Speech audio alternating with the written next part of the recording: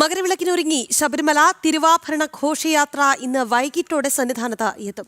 സർവാഭരണ വിഭൂഷിതനായി അയ്യന് ദീപാരാധന നടക്കും. 1.5 ലക്ഷത്തോളം ഭക്തർ ദർശനത്തിന് എത്തുമെന്നാണ് പ്രതീക്ഷിക്കുന്നത്. 2:50 മകരസംക്രമ പൂജകൾക്ക് തുടക്കം ആവുക. സന്നിധാനത്ത് നിന്ന് കൂടുതൽ വിവരങ്ങളും അവിടുത്തെ കാഴ്ചകളും ഒക്കെയായി മിഥുൻ മുരളി നമുക്കിപ്പം ചേരുകയാണ്. മിഥുൻ, ഇന്നത്തെ ദിവസം അത് വളരെ പ്രധാനപ്പെട്ടതാണ്. അയ്യപ്പ ഭക്തർ കാത്തിരിപ്പിലാണ് ആ മകരജ്യോതി ദർശിക്കാനായി. നേരിട്ട് അവിടെ എത്തുന്ന ഭക്തരെക്കാൾ മലയാളികൾ ഒന്നടങ്കം ആ ദർശന സായുജ്യത്തിന് വേണ്ടിയിട്ടുള്ള കാത്തിരിപ്പിലാണ്. സമഗ്ര കവറേജുമായി ജനം TV ഉണ്ട് ഭക്തർക്കൊപ്പം എന്നുള്ളതാണ്. എങ്ങനെയാണ് ഈ ദിവസത്തെ ഈ രാവിലത്തെ അവിടെ നിന്നുള്ള വിവരങ്ങൾ?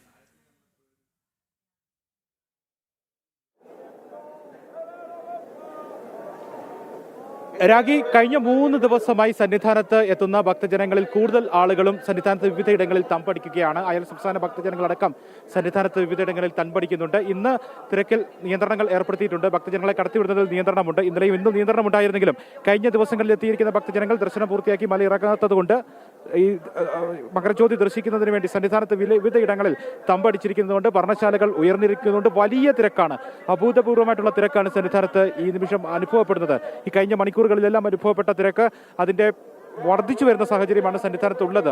ദർശനത്തിനായി എത്തിയിരിക്കുന്ന ഭക്തർ ഇനി മകരജ്യോതി ദർശിച്ചതിന് ശേഷം മാത്രമായിരിക്കും സന്നിധാനത്ത് നിന്ന് മല ഇറങ്ങി പോവുക. അതുകൊണ്ട് തന്നെ വലിയ തിരക്ക് സന്നിധാനത്ത് എല്ലാ ഇടങ്ങളിലും എല്ലാ പരിസരങ്ങളിലും പാണ്ഡിത്താവളം, അന്നദാന മണ്ഡപം, മാളികപ്പുറത്തിന് സമീപമുള്ള ഭാഗങ്ങൾ, അരവണ കൗണ്ടറിന്റെ ഭാഗങ്ങൾ, മരക്കൂട്ടം എന്നിങ്ങനെ സന്നിധാനവുമായി ബന്ധപ്പെട്ട എല്ലാ ഇടങ്ങളിലും ഭക്തജനങ്ങളുടെ വലിയ തിരക്കാണ് ഈ സമയം അനുഭവപ്പെടുന്നത്. ഇനി ഭക്തജനങ്ങളുടെ കാത്തിരിപ്പിന്റെ മണിക്കൂറുകളാണ്.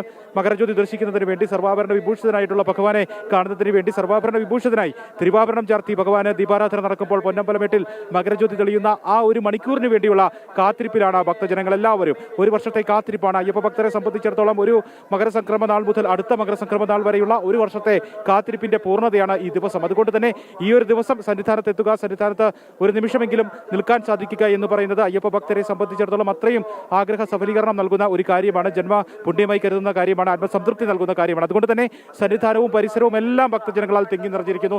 ഭക്തജനങ്ങൾക്ക് എവിടെയൊക്കെയാണോ ഒന്ന് വിശ്രമിക്കാനുള്ള ഒരു തരി ഇടമുള്ളത് അവിടെയെല്ലാം ഭക്തജനങ്ങൾ വിശ്രമിക്കുകയാണ്, കാത്തിരിക്കുകയാണ്. ആ പുണ്യ നിമിഷത്തിന് വേണ്ടി, ആ ദർശന സാഫല്യത്തിന് വേണ്ടി തമ്പടിച്ചിരിക്കുകയാണ്. പർണശാലകളെല്ലാം നിറഞ്ഞു കവിഞ്ഞ് പർണശാലകളിലെല്ലാം ഭക്തജനങ്ങളുടെ വലിയ തിരക്ക് ഈ നിമിഷം അനുഭവപ്പെടുന്നുണ്ട്. പകൽ നല്ല വെയിലാണ്, തെളിഞ്ഞ കാലാവസ്ഥയാണ്. ഈ വെയിലിനെ പോലും പ്രതിസന്ധികളെല്ലാം അതിജീവിച്ചുകൊണ്ട് ഭക്തജനങ്ങൾ കാത്തിരിക്കുന്നത് ആ പുണ്യ നിമിഷത്തിന് വേണ്ടിയാണ്. ഇന്ന് 30,000 പേർക്ക് മാത്രമാണ് വെർച്വൽ ക്യൂ വഴി ദർശനം അനുവദിക്കുക. 5,000 പേരെ മാത്രമാണ് സ്പോട്ട് ബുക്കിംഗ് വഴി കടത്തിവിടുക. നിലയ്ക്കലും പമ്പയിലും ക്രമീകരണം ഏർപ്പെടുത്തിയിട്ടുണ്ട്. നിലയ്ക്കലിൽ നിന്നും രാവിലെ 10 മണിക്ക് ശേഷവും പമ്പയിൽ നിന്ന് രാവിലെ 11 മണിക്ക് ശേഷവും ഭക്തരെ കടത്തിവിടുകയില്ല. പിന്നീട് പൂജകളെല്ലാം പൂർത്തിയാക്കി, ചടങ്ങുകളെല്ലാം പൂർത്തിയാക്കി, മകരസംക്രമ പൂജകളും മകരജ്യോതി ദർശനവും എല്ലാം പൂർത്തിയാക്കിയതിനു ശേഷം വൈകിട്ടോടു കൂടി മാത്രമാണ് പമ്പയിൽ നിന്നും നിലയ്ക്കലിൽ നിന്നും ഭക്തരെ കടത്തിവിടുക.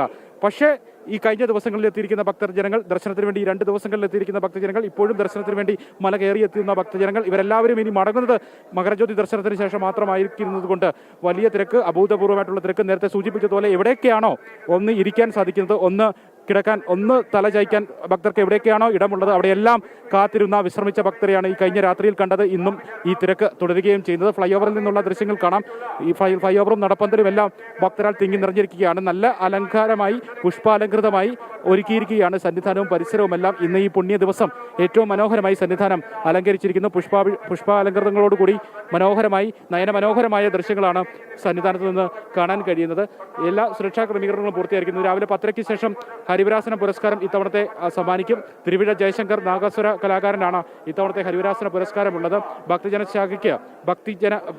ശാഖയ്ക്ക് അദ്ദേഹം നൽകിയിരിക്കുന്ന സംഭാവനകൾ പരിഗണിച്ചുകൊണ്ടാണ് ഈ തവണത്തെ ഹരിവരാസന പുരസ്കാരം നാഗസ്വര കലാകാരൻ തിരുവിഴ ജയശങ്കറിന് സമ്മാനിക്കുന്നത്. ദേവസ്വം മന്ത്രി, ദേവസ്വം ബോർഡ് പ്രസിഡന്റ് അടക്കമുള്ളവർ ഈ പരിപാടിയിൽ പങ്കെടുക്കും. സന്നിധാനം ഓഡിറ്റോറിയത്തിൽ ഇന്ന് രാവിലെ 10 മണിക്ക് ശേഷം ഈ ഹരിവരാസന പുരസ്കാര സമർപ്പണം ഉണ്ടാകും. മറ്റിടങ്ങളിലെല്ലാം സുരക്ഷാ ക്രമീകരണങ്ങൾ പൂർത്തിയായിരിക്കുന്നു. പർണശാലകൾ കേന്ദ്രീകരിച്ചുകൊണ്ട് ഭക്തജനങ്ങൾ സുരക്ഷിതരാണെന്ന് ഉറപ്പുവരുത്തുന്നതിന് വേണ്ടി അവിടെ തീയും മറ്റ് പാകം ചെയ്യുന്ന പരിപാടികളൊന്നുമില്ല എന്ന് ഉറപ്പാക്കുന്നതിനുള്ള പരിശോധനകൾ നടക്കുന്നുണ്ട്. ഒപ്പം ഈ സന്നിധാനവുമായി ബന്ധപ്പെട്ട് മകരജ്യോതി ദർശനം ലഭ്യമാകുന്ന വിവിധ വ്യൂ പോയിന്റുകളുണ്ട്. അവിടെയും സുരക്ഷാ ക്രമീകരണങ്ങൾ പുരോഗമിക്കുന്നു.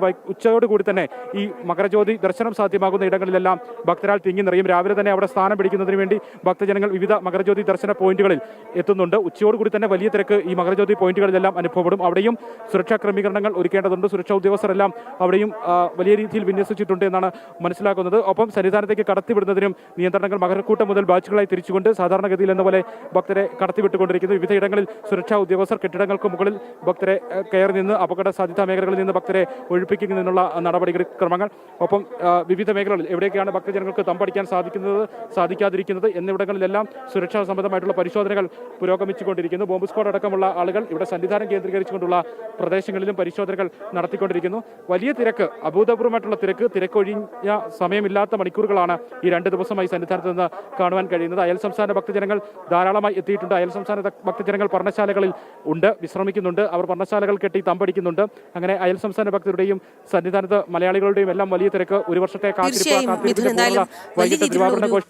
നമുക്ക് ഒരു വർഷത്തെ കാത്തിരിപ്പാണ് ഇന്ന് സഫലമാകാൻ പോകുന്നത്. മകരവിളക്കിന് ഒരുങ്ങിയിരിക്കുകയാണ് ശബരിമല തിരുവാഭരണ ഘോഷയാത്ര. ഇന്ന് വൈകിട്ടോടുകൂടി സന്നിധാനത്ത് എത്തും.